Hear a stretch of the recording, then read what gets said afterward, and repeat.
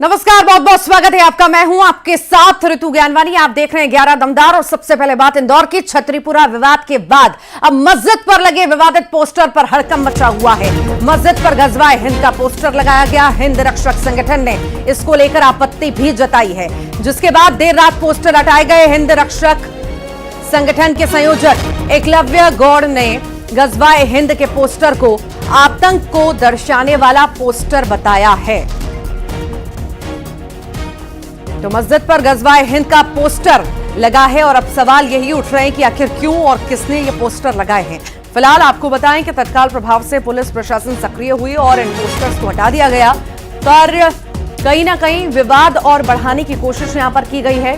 पहले ही तनाव की स्थिति हम देख रहे हैं दिवाली के दिन से, और उसके बाद ये पोस्टर कहीं ना कहीं ये विवाद बढ़ा सकता है। हालांकि बढ़ चुका है विवाद, अब कई तरह के सवाल भी उठने लगे। ये बड़ी जानकारी इस वक्त आपको दे रहे हैं। यहां पर हिंद रक्षक संगठन के संयोजक एकलव्य गौड़ ने गजवाए हिंद के पोस्टर को आतंक को दर्शाने वाला पोस्टर ये बताया है।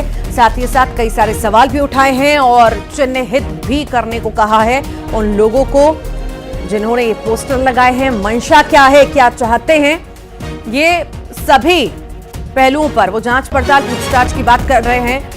फिलहाल ये जो तस्वीर आई है कहीं ना कहीं विवाद को बढ़ाती नजर आ रही है। पहले ही तनावपूर्ण माहौल हमने देखा कि दिवाली के दिन पटाखे फोड़ने को लेकर ये विवाद पूरा शुरू हुआ था, और देखते ही देखते विकराल मतलब ये बड़ा रूप जो है इस पूरे घटनाक्रम ने ले लिया था। और उसके बाद देखते ही देखते लड़ाई झगड़ा मारपीट ये सब शुरू होता गया, तनाव बढ़ता चला गया। और अब तस्वीर ये जो आई है कहीं ना कहीं कई सारे सवाल खड़े करती है। ज्यादा जानकारी लेंगे, सहयोगी मिथिलेश गुप्ता हमारे साथ जुड़ गए हैं। मिथिलेश, ये मस्जिद पर गजवाए हिंद का जो पोस्टर लगा है आखिर क्या संकेत दे रहा है? क्योंकि इतना बड़ा विवाद पहले हुआ, तनाव इतना सारा हुआ, उसके बाद ये पोस्टर कहीं ना कहीं विवाद और बढ़ भी सकता है। क्या स्थिति है, बताइए। देखिए, सबसे पहले इस बात को समझना होगा कि अगर गजवा लिखा है, इस शब्द का इस्तेमाल किया जाता है, इसका मतलब है कि युद्ध, और जो युद्ध लड़ते हैं उनमें इन शब्दों का इस्तेमाल किया जाता है। गाजी, जब भी कोई भी आतंकी संगठन होते हैं, जो भी कट्टरपंथी इस्लामिक संगठन है, भारत के खिलाफ जिहाद की बात करते हैं, तो उस वक्त में गजवाए हिंद का इस्तेमाल जरूर होता है। अब देखिए, जब ये पोस्टर मस्जिद के बाहर लगा मिला तो हिंदू संगठन ने इसमें ज़बरदस्त आपत्ति ली। हिंद रक्षक के जो संरक्षक हैं एकलव्य गौड़, वो देर रात थाने पहुंचते हैं और कहते हैं कि यहाँ पर गजवाए हिंद का पोस्टर लगाने की क्या जरूरत है। मस्जिद के बाहर इस पोस्टर का मतलब क्या है? क्या भारत के अंदर सभी हिंदुओं को खत्म करने के लिए कोई युद्ध लड़ने की बात कही जा रही है? ये आपत्तिजनक पोस्टर है, ये विवादित पोस्टर है, और कट्टरपंथी पोस्टर की इस देश में आखिर आवश्यकता क्या है? इसको लेकर देर रात तक बवाल चलता रहा। उसके बाद प्रशासन ने कड़ी आपत्ति के बाद में उस पोस्टर को हटवा दिया है। पूरे मामले की जांच चल रही है कि आखिर ये पोस्टर किसने लगवाए और इस पोस्टर के लगाने के पीछे उद्देश्य क्या। लेकिन देखिए, अब ऐसे वक्त में जब छतरीपुरा में 3 दिन पहले पटाखे को लेकर बड़ा बवाल होता है, तनाव की स्थिति बनी हुई है, और उस तनाव के इस बीच में जब इस तरीके के पोस्टर सामने आते हैं तो ये पूरा जो मामला वो काफ़ी और सेंसिटिव हो जाता है। तो फिलहाल इस वक्त तमाम बड़े अधिकारी छतरीपुरा में ही मौजूद हैं। लगातार हर मोमेंट पे नज़र रखी जा रही, क्योंकि तनाव की स्थिति बनी हुई थी, क्योंकि मामला 2 से 3 दिन पुराना ही है। पटाखे को लेकर जब हिंदू परिवार की बेटी वहां पर पटाखे फोड़ रही थी और पटाखे फोड़ने के दौरान पर पटाखे फोड़ने से रोका गया, और सिर्फ रोका नहीं किया गया, जमकर बवाल हुआ, पथराव किया गया, मारपीट की गई। हालांकि इस पूरे मामले में FIR दर्ज हो चुकी है, कई लोग इस पूरे मामले में गिरफ्तार हो चुके हैं। लेकिन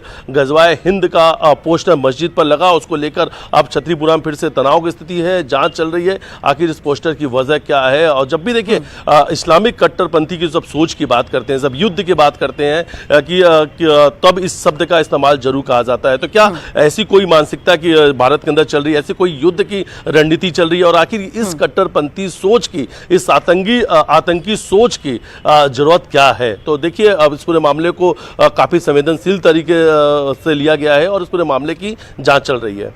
वाकई देखिए, ये जिस तरह का पोस्टर लगा है और भारत को जीतकर इसका इस्लामीकरण करने की जो मंशा यहां पर आतंकियों द्वारा या सामाजिक तत्वों के द्वारा की जा रही है, ये बहुत अच्छे से जानते हैं कि ये कभी भी मुमकिन हो नहीं सकता, पर कोशिशें मुंह चिढ़ाना ये लगातार कर रहे हैं। आखिर इस मामले में क्या किसी पर पुलिस को अभी शक है या किसी तरह की कोई भी गिरफ्तारी की जानकारी मिली है क्या? अल-कायदा जिन शब्दों का इस्तेमाल करता है उन शब्दों का पोस्टर, यानी उनकी जो उनकी सोच है, उस मानसिकता का पोस्टर अगर छतरीपुरा थाने के एक मस्जिद के बाहर लगा है तो विवाद तो होना ही था। और देखिए, तनाव के बीच में ये जो पोस्टर है वो बड़ी विवाद की वजह भी धीरे धीरे बनती जा रही है। तमाम हिंदूवादी जो नेता हैं उस पोस्टर के खिलाफ एकजुट हो चुके हैं और अभी एक बड़ी सूचना भी सामने आ रही है कि पोस्टर के बीच में इंदौर के तमाम हिंद संगठन के जो लोग हैं वो उन परिवारों से भी मिलने जा रहे हैं जिनके घर पे उस दिन पथराव हुआ था, जिनकी बच्ची को पटाखे फोड़ने से रोका गया था। तो देखिए, इस बीच में एक बड़ी जानकारी भी सामने आ रही है कि जब हिंदू नेता, जो हिंदूवादी नेता है, छतरीपुरा पहुंचने वाले हैं, लेकिन देखिए ये पोस्टर जो है मस्जिद के बाहर लगा गया था। हालांकि इसमें भी बात भी सामने आ रही है कि ये जो पोस्टर है ये लगभग 10 दिन पहले लगाया गया था, लेकिन 10 दिन पहले भी इस पोस्टर की वजह क्या है? अल-कायदा जिस गजवाए हिंद की बात करता है, जिस युद्ध की बात करता है, उस युद्ध की पोस्टर इंदौर के एक मस्जिद में लगाने की क्या जरूरत है? और देखिए, इस पूरे मामले को इस वक्त जांच चल रही है और इस पूरे मामले को काफी संवेदनशील माना जा रहा है कि आखिर ये पोस्टर जो है किसके कहने पर लगाया गया, मस्जिद के बाहर ये पोस्टर क्यों लगाया गया? तो यहाँ पर गाजी कौन है, गजवा जांच का विषय है, जांच जल्दी होनी चाहिए। हालांकि क्या है इसके पीछे, कौन है इसके पीछे, बहुत जल्द भी सामने आएगा। बहुत शुक्रिया फिलहाल जानकारी को साझा करने के लिए मिथिलेश। बांधवगढ़ का जिक्र करते हैं। 10 हाथियों की मौत पर CM doctor Mohan Yadav action mode में नजर आ रहे हैं। सीएम ने 2 अधिकारियों को निलंबित कर दिया। सीएम ने कहा है कि हाथियों की मौत की खबर मिलने के बाद फील्ड डायरेक्टर ने फोन बंद कर लिया था और इतनी बड़ी घटना होने पर भी अधिकारी अवकाश से वापस नहीं आए। जो आवश्यक चिंता की जानी चाहिए वो नहीं की गई। इस लापरवाही के लिए फील्ड डायरेक्टर को निलंबित किया गया है। साथ ही सीएम ने प्रभारी एसीएफ को भी निलंबित कर दिया है।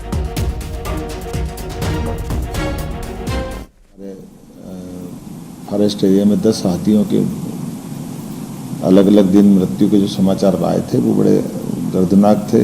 शासन ने पूरी गंभीरता के साथ इसमें अपने वन मंत्री श्रीमान दिलीप अहिरवार जी और वरिष्ठ अधिकारियों को भेजा था। उनसे प्रारंभिक जो रिपोर्ट प्राप्त हुई है उसमें अभी तक की जानकारी में कोई अलग से कीटनाशक या कोई ऐसी घटना जिसमें कोई दूसरा पक्ष इन्वॉल्व हो अभी तक तो नहीं आई है। इतनी बड़ी घटना होने के बावजूद भी फील्ड डायरेक्टर छुट्टी से वापस से न आना और उसके मौजूदगी में भी पहले से जब दल आए थे तो उनकी आवश्यक चिंता उसकी जो की जाना चाहिए थी उसकी लापरवाही मानी गई। इसलिए फील्ड डायरेक्टर को हमने इस घटना में फ़ोन बंद करना, छुट्टी से न लौटना, ऐसे कई कारण से उनको सस्पेंड किया है। साथ ही साथ प्रभारी एससीएफ फतेह सिंह नीनामा को भी इस लापरवाही में सस्पेंड किया है। तो हाथियों की मौत हुई और उसको लेकर के लगातार सवाल उठ रहे थे कि आखिर ये मौत जो हो रही है इस पर कब कार्रवाई होगी, कब ये पूरे मामले की जांच पड़ताल होगी। उसके बाद आप देखिए खुद सख्त सीएम नजर आए हैं और अब इस मामले में एक्शन भी लिया गया। जो फील्ड डायरेक्टर हैं, एसीएफ हैं, उन्हें सस्पेंड कर दिया। साथ ही साथ हाथी टास्क फोर्स का गठन भी किया गया है। ज्यादा जानकारी लेंगे, सहयोगी शैलेंद्र भदौरिया हमारे साथ जुड़ गए हैं। शैलेंद्र, हाथियों की मौत की चिंता लगातार सता रही थी क्योंकि कई सारे सवाल जो थे लगातार उठ रहे थे और उसके बाद अब सीएम खुद एक्शन मोड में नजर आ रहे हैं। यहां पर जो 2 अधिकारियों पर गाज गिरी है, साथ ही साथ यहां पर हाथी टास्क फोर्स का गठन भी किया गया है। बिल्कुल आपने ठीक कहा। जिस तरीके से उमरिया के बांधवगढ़ में एक के बाद एक 10 हाथियों की मौत हुई और उसके बाद प्रशासन जो है वो अलर्ट मोड पर था और जिस तरीके से वन राज्य मंत्री और तमाम जो अधिकारी हैं, एक्सपर्ट्स हैं, उनको मौके पर भेजा था। ग्रामीणों से बात हुई, कई तरह की और जानकारियां जुटाई गई। उसमें प्रारंभिक रिपोर्ट जो आई उसमें ये भी पता चला है कि कोई कीटनाशक या कोई जहरीला पदार्थ खाने से उनकी मौत नहीं हुई है, बल्कि उनकी मौत किसी और अन्य कारणों से हुई। उसकी जांच जो है अभी चल रही है। उसकी विस्तृत रिपोर्ट आने के बाद ही खुलासा हो पाएगा कि हाथियों की मौत कैसे हुई। देर रात जिस तरीके से मुख्यमंत्री डॉक्टर मोहन यादव ने वन विभाग के तमाम अधिकारी और एक्सपर्ट्स के साथ एक बैठक की थी और बैठक के बाद प्रथम दृष्टया जो रिपोर्ट सामने आई थी 24 घंटे के अंदर, उसमें ये पता चला था कि एसीएफ और इसके अलावा फॉरेस्ट के जो अधिकारी हैं उनकी तरफ से लापरवाही बरती गई है। एक हाथी की जब मौत हुई उसके बाद वो लोग नहीं चेते और एक एक करके 10 हाथियों की मौत हो गई। और केवल हाथियों की मौत नहीं हुई बल्कि अपने साथियों की मौत से कुछ गुस्साए ये हाथी जो है वो ग्रामीण इलाकों में भी प्रवेश कर गए थे, जहां उन्होंने 3 लोगों को कुचल दिया था, जिसमें 2 लोगों की मौत भी हो गई थी। तो यही कारण है कि मध्य प्रदेश की सरकार और डॉक्टर मोहन यादव जो है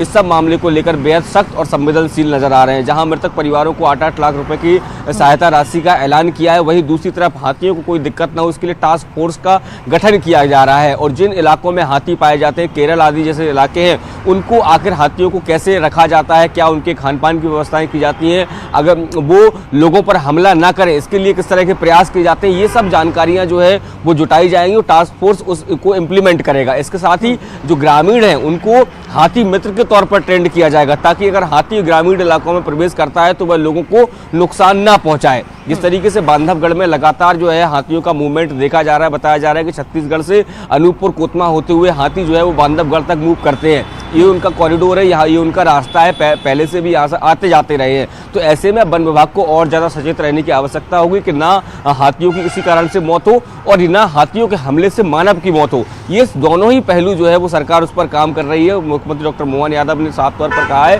कि टास्क फोर्स का गठन किया जाएगा, हाथी मित्र बनाए जाएंगे, ताकि दोनों चीज़ों को, चाहे वह वन्य जीव हो या फिर मानव जीवन हो, दोनों को सुरक्षित बचाया जा सके। जी ठीक, बहुत बहुत शुक्रिया फिलहाल शैलेंद्र जानकारी को साझा करने के लिए।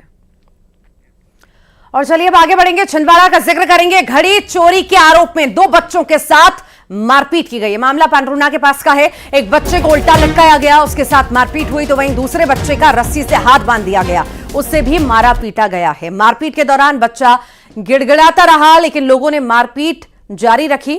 मारपीट का वीडियो अब सामने आया है, पुलिस भी हरकत में आई है। अब पीड़ित के पिता की शिकायत के बाद मामला दर्ज किया गया है। तो बच्चों से बेरहमी की तस्वीरें छिंदवाड़ा से सामने आई हैं, जहां पर घड़ी के चोरी के आरोप में 2 बच्चों को खूब पीटा गया, हाथ पर बांधे गए, उल्टा लटकाया गया और इनके साथ मारपीट की गई। वो गिड़गिड़ाते रहे, रोते रहे, पर किसी ने एक ना सुनी और उन्हें लगातार पीटते रहे ये लोग। कसम खा, कोई कसम खाता, कोई जी लागू दे, आम्हाला काय करायचे आहे? आमच्या बापाने कामाला पैसे घेतलेले, आम्ही कामाला पैसे कमावले ना, तू चोर नाही सामान आमच्या मग कोणाचे भी। चोरी के संदेह को लेकर 3 आरोपियों द्वारा नाबालिग बच्चों को बस स्टैंड से मोटरसाइकिल पर बिठाकर ले गए और ले जाकर उनके साथ मारपीट की और शारीरिक यातनाएं दी गई है। इस संबंध में एक वीडियो वायरल हुआ है। वीडियो वायरल होने के बाद उसके पिताजी ने थाने पर आकर रिपोर्ट किया है, जिस पर से थाना पर प्रकरण पंजीबद्ध किया जाकर विभिन्न धाराओं में कार्रवाई करते हुए तीनों आरोपियों को राउंड अप किया गया और आगे पूछताछ की जाकर आगे की कार्रवाई की जा रही है।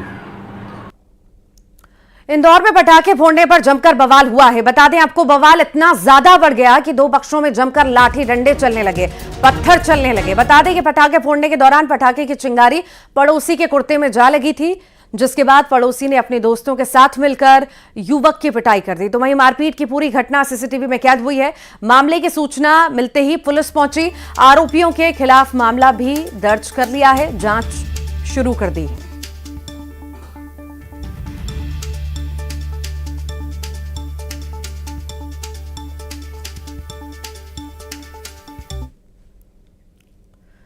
बुरहानपुर की तस्वीरें आपको दिखाते हैं, जहां पर डांस कार्यक्रम में बेकाबू हो गई भीड़। जी हां, कार्यक्रम में शराबियों ने उत्पात मचाया, हुड़दंग मचाया, पुलिस ने भीड़ को खदेड़ा। बेकाबू भीड़ में बच्चा बेहोश हो गया, थानेदार ने बच्चे को उठाकर भीड़ से बाहर भी निकाला। फोक डांसर गौतमी पाटिल का यह कार्यक्रम था, जिसमें बड़ी संख्या में लोग शिरकत करने के लिए पहुंचे थे, कार्यक्रम देखने के लिए पहुंचे थे। और वहां पर हुड़दंग की तस्वीरें वहां से सामने आई हैं, जहां पर कुछ शराबी लोग पहुंचे, कुछ सामाजिक तत्व पहुंचे, जो हंगामा करते हुए हुड़दंग मचाते हुए नजर आए। और इसी बीच लोगों को कई सारी परेशानियों का सामना भी करना पड़ा। यहाँ पर भगदड़ मच गई, बच्चा भी एक फंस गया। तस्वीर आप देख रहे हैं, वहां पर एक पुलिसकर्मी मौजूद था, जिसने समय रहते बच्चे को वहां से निकाला और सुरक्षित जगह पहुंचाया।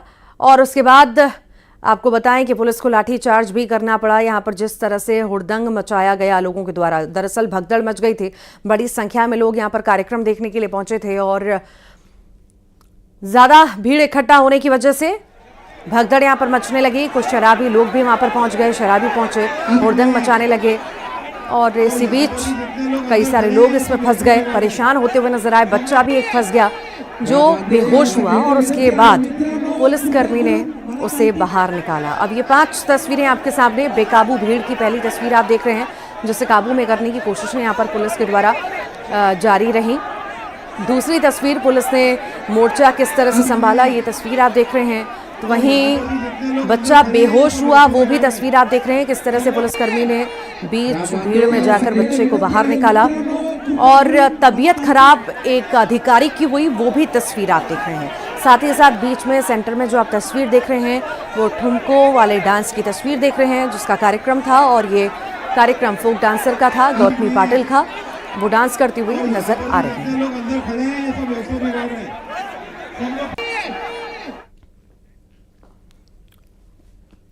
उज्जैन में गंभीर इनटेक वेल में पैनल रूम में 20-20 फीट लंबा सांप घुसने से हड़कंप मचा। सांप सप्लाई लाइन में चिपक गया था, जिससे जबरदस्त फॉल्ट हुआ, जिसके कारण एमपीईबी के ग्रिड सहित इनटेक वेल के कंट्रोल पैनलों और ट्रांसफार्मर में जर्क आने से जलापूर्ति बाधित हुई। कई उपकरण खराब हो गए। एमपीईबी इसे ठीक करने की कोशिश कर रहा है और इस कारण आज शहर में पानी की सप्लाई नहीं हो पाएगी।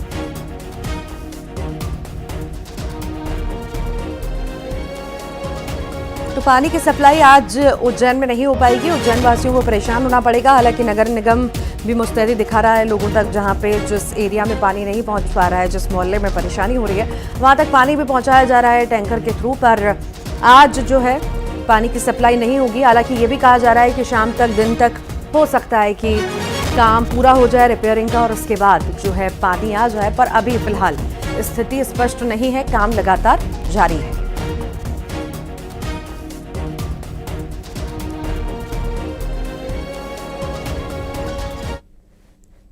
और आगरा में ताजमहल पूर्वी गेट के पास बने मंदिर में विदेशी पर्यटक ने नमाज पढ़ ली। जैसे ही लोगों को इसकी जानकारी लगी, उन्होंने पुलिस से इसकी शिकायत कर दी। बताया जा रहा है कि ईरान के रहने वाले पति और पत्नी ताजमहल का दीदार करने के लिए आए थे। जब वो ताजमहल के पूर्वी गेट से ताजमहल का दीदार करने लगे तो बाहर नमाज पढ़ी। जैसे ही आसपास के लोगों ने विदेशी पर्यटक को मंदिर में नमाज पढ़ते हुए देखा तो उन्होंने पुलिस को इसकी सूचना दी, जिसके बाद पुलिस ने ईरानी पति पत्नी को हिरासत में लिया।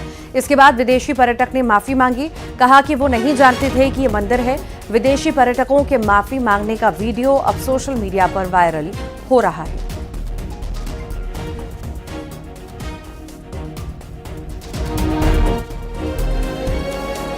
तो विदेशी पर्यटक हैं ये, जो ईरान से आए थे और नमाज पढ़ते हुए ताजमहल के बाहर नजर आए। ताजमहल के पास मंदिर है, वहां पर नमाज पढ़ी और उसके बाद जो है हिरासत में पुलिस ने लिया।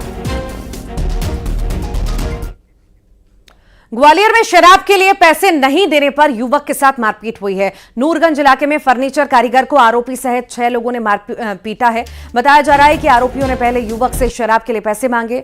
जब युवक ने पैसे देने से इनकार कर दिया तो लात, घूंसे और लोहे के कड़े से मारपीट की गई। मारपीट की पूरी घटना वहां पे वीडियो सामने आया है घटना का, और ग्वालियर थाने में सभी आरोपियों पर केस भी अब दर्ज कर लिया गया है। ग्वालियर की तस्वीरें इस वक्त आप देख रहे हैं।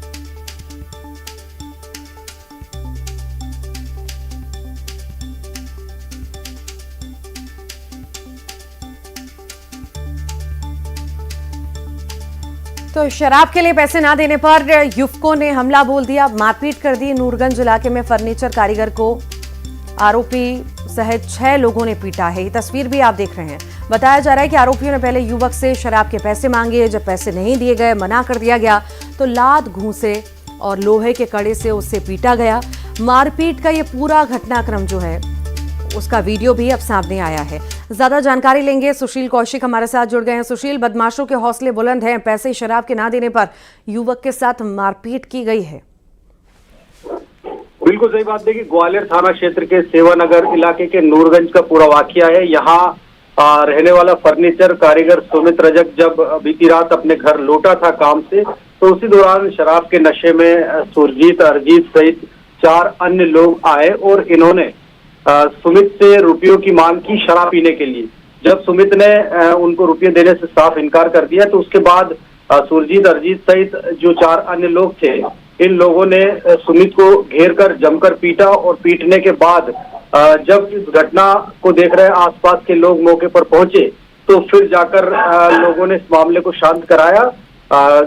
गंभीर हालत में जो सुमित है उसने थाने में, ग्वालियर में FIR दर्ज कराई है, जिसके तहत ग्वालियर पुलिस ने इसमें 2 नामजद आरोपी सुरजीत अरजीत के साथ 4 अन्य लोगों को आरोपी बनाया है। इन सभी के खिलाफ मारपीट सहित अन्य धाराओं में केस दर्ज कर इन आरोपियों की गिरफ्तारी के लिए प्रयास शुरू कर दिए हैं।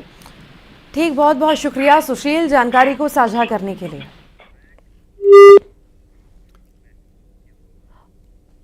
और इसी बीच बड़ी खबर है, जमीयत उलेमाए हिंद ने वक्फ संशोधन विधेयक के खिलाफ अपना अभियान तेज कर दिया है। रविवार को दिल्ली के इंदिरा गांधी स्टेडियम में हुए संविधान बचाओ सम्मेलन में जमीयत ने वक्फ संशोधन बिल के खिलाफ समेत 5 प्रस्ताव पारित किए। अपने प्रस्ताव में जमीयत उलेमाए हिंद ने कहा है कि सरकार इस प्रस्तावित बिल को वापस ले। मुसलमान को वक्फ संशोधन बिल मंजूर नहीं है। और इसी दौरान जमीयत उलेमाए हिंद के मौलाना अरशद मदनी ने केंद्र सरकार पर गंभीर आरोप भी लगाए हैं। अरशद मदनी ने कहा है कि ये सरकार को बैसाखियों पर चल रही है। एक मजबूत बैसाखी चंद्रबाबू नायडू और दूसरे बिहार के नीतीश कुमार हैं। अरशद मदनी ने कहा है कि अगर वक्फ विधेयक मुसलमानों की भावनाओं को नजरअंदाज करके पारित किया गया तो इसकी जिम्मेदारी इन दोनों बैसाखियों की ही होगी।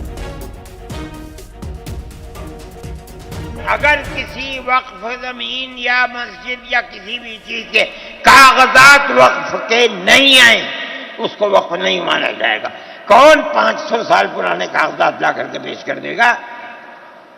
कानून ये था कि जो मस्जिद बनी है, जो वक्फ पर बनती है वो वक्फ है। आपको क्या दर्द है? क्या आप उस वक्फ को खत्म करते हैं? इसका मतलब है मुसलमानों की जमीन को हड़प करना चाहते हो, हराम खाना चाहते हो, इसलिए उन औकाफ को हड़प करना चाहते हो। हम इसको कबूल नहीं करते। आप 2 इलेक्शन पहले देखिए किस कुव्वत के साथ बीजेपी आई थी। आपने जिस पॉलिसी को इख्तियार किया, सेकुलरिज्म को आग लगानी चाहिए, उसका नतीजा इस इलेक्शन में क्या हुआ? बीजेपी हार गई। मैं कहता हूं कि अगर चंद्रबाबू नायडू की बैसाखी न होती और उधर नीतीश कुमार की बैसाखी न होती तो बीजेपी गवर्नमेंट नहीं बना सकती। और इसी के साथ ही दमदार 11 में आज के लिए इतना ही। नमस्कार।